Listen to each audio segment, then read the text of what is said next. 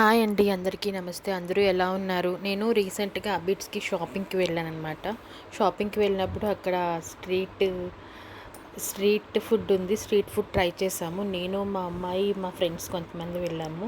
Street food అంటే street ఫుడ్‌లా కాదు. ఒక చిన్న కాంప్లెక్స్‌లా ఉందనమాట. కాంప్లెక్స్‌లో different different items of street foods ఉన్నాయి.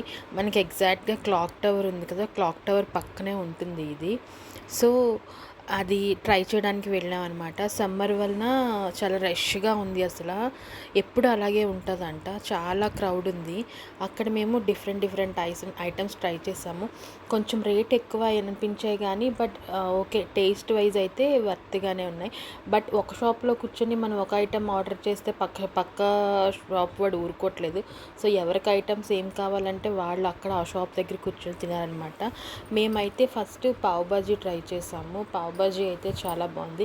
అఫ్కోర్స్ పావ్ బాజీ ఎప్పుడు బాగుంటుందనుకో, బట్ అక్కడ ఇంకా టేస్ట్ ఇంకా బాగుంది.